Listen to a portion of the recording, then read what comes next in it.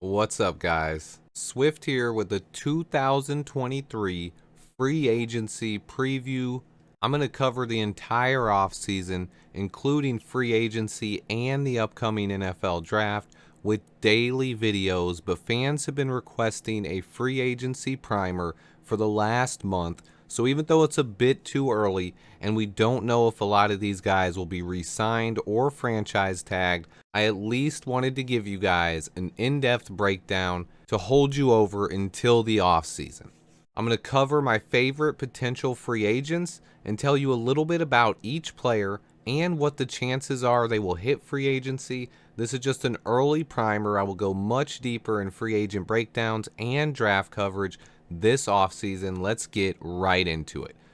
So first, I'm going to give you guys my 5 favorite free agent targets and then talk about some honorable mentions as well. For these top 5, I really like all 5, but my personal favorite and the guy that comes in at number 1 on my list is Washington Commanders defensive tackle Daron Payne. He is only 25 years old, a former first-round pick who has played great football. He has over 30 pressures and 8.5 sacks this season and is primed to be an unrestricted free agent in the offseason. Payne is a monster and would immediately become our best player on defense. I think he could play either defensive tackle spot in this defense and would be a huge upgrade and can play the 3-tech. The biggest question is, will he hit free agency?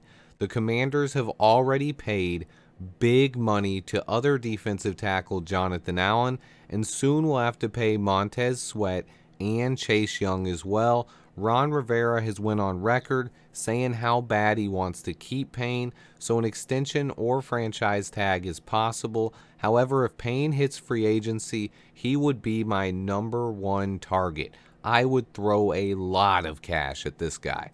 Number 2, I'm staying in the trenches, but I'm going to the offensive side of the ball here with Green Bay Packers offensive lineman Elgton Jenkins. He is one of the most intriguing players slated to enter free agency, and with the Packers' lack of salary cap space, it's very possible that he plays for a new team next season. More interesting is that he has ties to Luke Getsy and would fit perfectly in the Bears' offense. The biggest question becomes, what position does Jenkins play? He spent the majority of his first 2 seasons at left guard, where he was dominant. He also played center and right tackle, and then he filled in for 8 games at left tackle and played at a Pro Bowl level. He has versatility, talent, and is only 26 years old. He will be a premier talent if he enters free agency, and some teams could even view him as a left tackle, which would increase the amount of money that teams throw at him. With his ability to play center, guard, or tackle and be dominant at any one, and his familiarity with Luke Getsy in our offense, I think Elgton Jenkins would be a perfect fit, especially when you consider this coaching staff's desire to find the best 5 on the offensive line. Having a guy who can play anywhere on the line gives you so much more flexibility, not to mention the nickname possibilities with him and Tevin, Jenkins and Jenkins Pancake House, the Jenkins brothers. Okay, I'm done. Moving on to number 3, we stay in the trenches still, but go back to the defensive side of the ball for New Orleans Saints edge rusher Marcus Davenport. Pass rushers get paid at a premium level in today's NFL. On top of that, Marcus Davenport is another extremely talented player who's only 26 years old as well. He's an extremely talented edge rusher with 21 sacks over the last 4 years. He also plays the run very well. He has struggled with injuries a bit, but he has been healthy over the last season. On top of that, the Saints are one of the most cap-strapped teams in the league and may not have any chance of re-signing Davenport. On top of that, the Saints did pick another edge rusher in the first round of last year's draft, so they have someone in-house to replace Davenport in Peyton Turner. I think it's very likely that Davenport hits free agency. Talent is not an issue with this guy. He has all the talent to be a top edge rusher in this league. The sack numbers haven't been there, but he's near the top of the league in pressures. He always grades out well versus the run and is a difference maker on the field. He should see plenty of interest in free agency and has a chance to get a contract north of $20 million per season due to his position, age, and talent, paired with the scarcity of other edge rushers on the free agent market. Coming in at number 4 is a guy I really like, but isn't as much of a household name, Seattle Seahawks defensive tackle Punam Ford.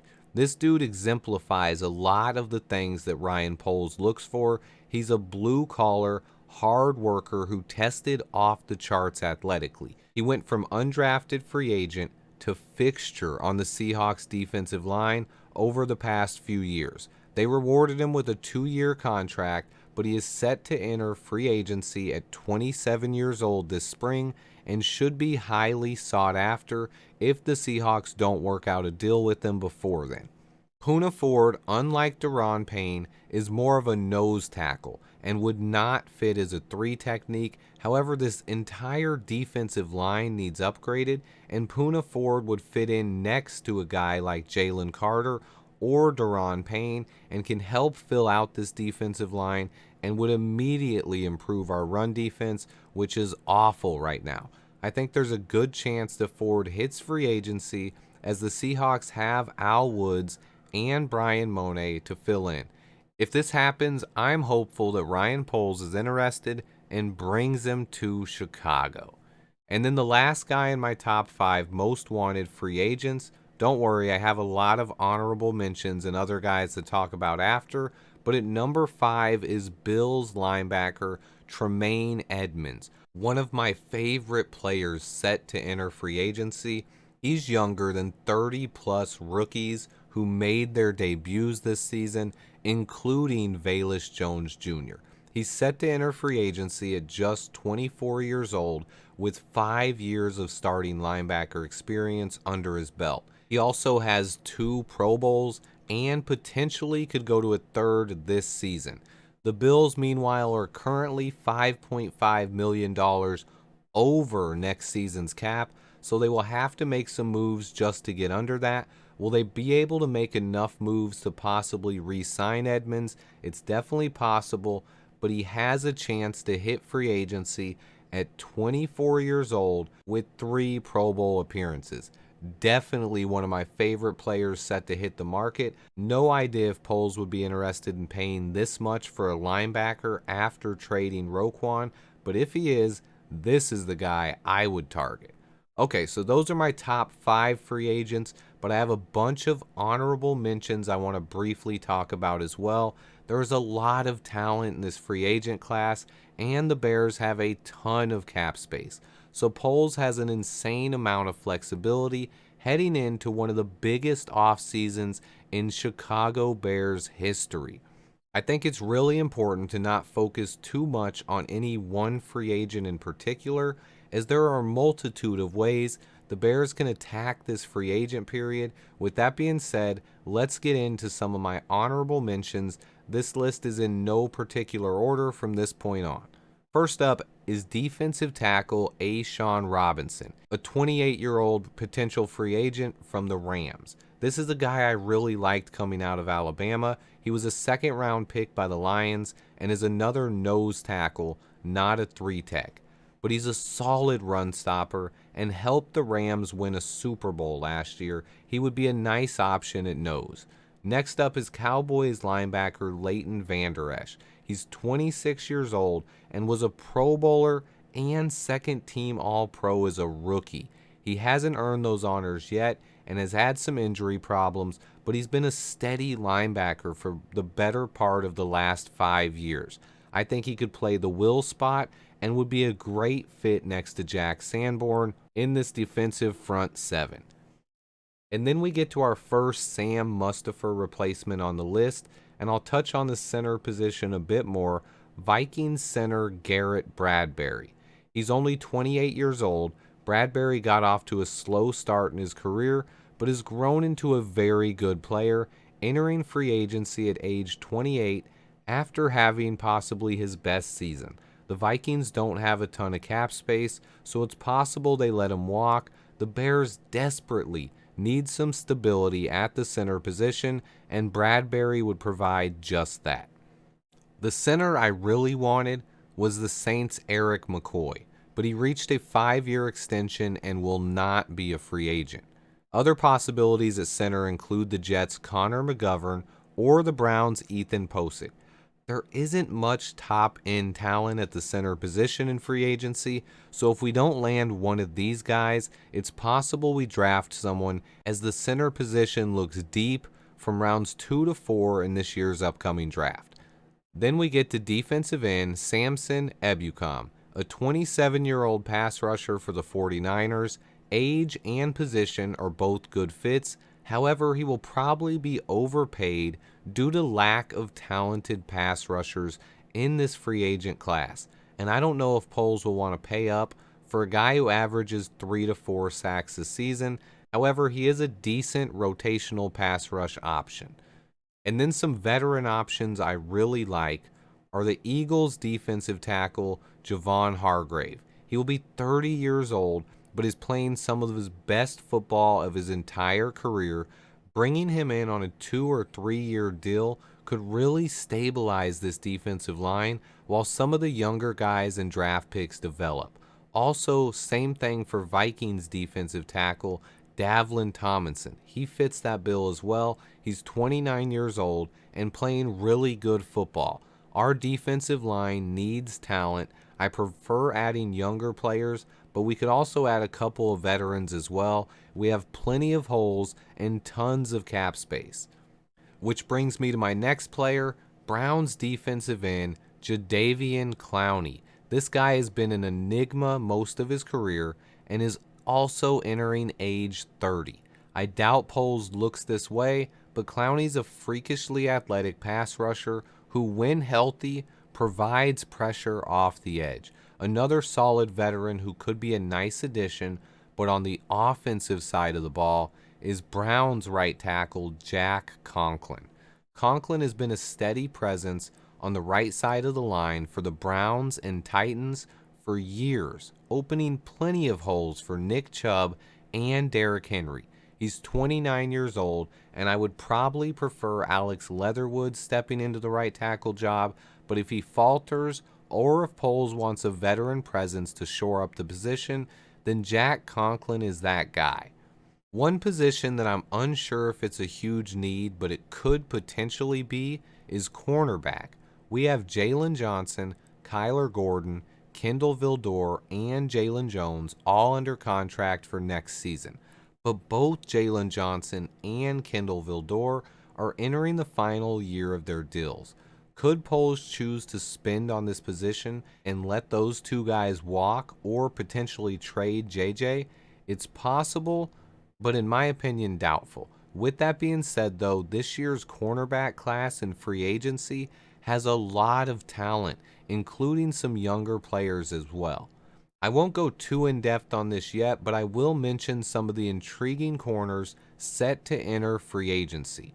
Two of them come from the Buccaneers in corners Jamel Dean and Sean Murphy-Bunting, both 26 years old.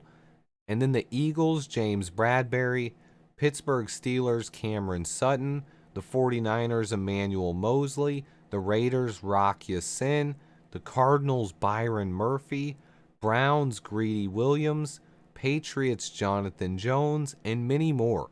It's just a deep position group this year, and Poles may look to add at least one corner.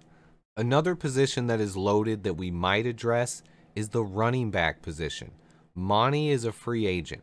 Khalil Herbert will still be here, so will Treston Ebner. Will we re-sign Monty? I don't know. This is for another video, but I will list some of the other available free agent running backs. Saquon Barkley, Josh Jacobs, Tony Pollard, Damian Harris, Miles Sanders, Devin Singletary, Rashad Penny, Jamal Williams, Kareem Hunt, and more. The running back position is loaded, and Poles could bring back Monty. He could choose to bring in a more explosive option, or find a deal, because a few of these guys won't get the deal they are looking for. And the last position group I want to touch on is wide receiver. I don't have it listed as a major need, but with Mooney's injury and half of our wideouts set to enter free agency, I wanted to at least touch on the position. Chase Claypool, Darnell Mooney, and Velus Jones Jr. are the 3 wide receivers we have under contract for next season, and both Claypool and Mooney will be entering the final year of their deals. Both players could be extended before next season. On top of that, N'Keal Harry, Dante Pettis, Byron Pringle, and Equanimous St. Brown will all be free agents after this season. I really hope we bring back N'Keal Harry, and I wouldn't be against Pettis or Pringle coming back on cheap deals either. This year's free agent group of wide receivers is not the greatest, but there are a couple of interesting names I wanted to at least mention. From the Patriots, Jacoby Myers and Nelson Aguilar are both set to be free agents. The Chiefs have 2 intriguing free agents in Juju Smith-Schuster and Mecole Hardman at ages 26 and 25 years old will both be entering free agency. I think either guy could be a good fit in Chicago, but neither's a number 1 target. However, a receiving core of Chase Claypool, Darnell Mooney, and Juju Smith-Schuster or Mecole Hardman offers a lot of possibilities, especially if N'Keal Harry is brought back. Lastly, 2 guys from the NFC North entering free agency are the Packers' Allen Lazard and the Lions' DJ Chark. Neither guy is a favorite of mine, but they could be options. And then lastly, as far as older veterans or 1-year stop guys, I'm not a big fan of this usually, but our defensive line needs talent. So I wanted to list a couple of guys who could still get the job done for maybe a season or 2 at most. Eagles defensive tackle Fletcher Cox. He would upgrade any defensive line for a year, but probably stays in Philly. Defensive end J.J. Watt used to be one of the most feared pass rushers in the league. He's not that anymore. And then I personally like Packers defensive tackle Jarran Reed. He's 30 years old, but I think he's a decent player who could be a solid 3rd tackle or a rotational guy. And then lastly, a guy who's up there in age but still has something left in the tank is edge rusher Justin Houston. Is he a long-term fit? Heck no. Does he have the ability to help our pass rush next season while Dominique Robinson and others improve? Yes, he does. This kind of depends on how free agency falls and what we end up drafting. But just for an example here, say we signed a couple defensive tackles in free agency and then we drafted another young edge rusher like Will Anderson Jr. or Miles Murphy.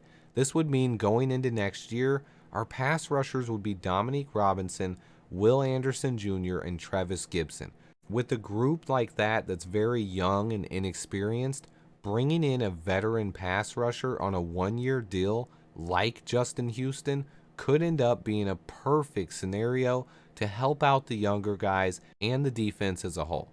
That being said, the possibilities right now are endless. We will find out so much more once we get closer to free agency. Some of these guys will re-sign with their current teams, and others will be franchise tagged. Right now, it's all speculation, but since everyone keeps requesting it, I figured I would dig into free agency with a primer video. I will cover it way more in depth once we get to the off season and we figure out who will actually be available in free agency and which guys Ryan Poles brings back. Thanks to everyone who watches these videos. Please hit the like button for me. This video took a ton of work as I had to scour the free agent market and go over fits in my head. I have so much more coming. Turn on the notifications so you don't miss out. Stay tuned, and until next time, bear down.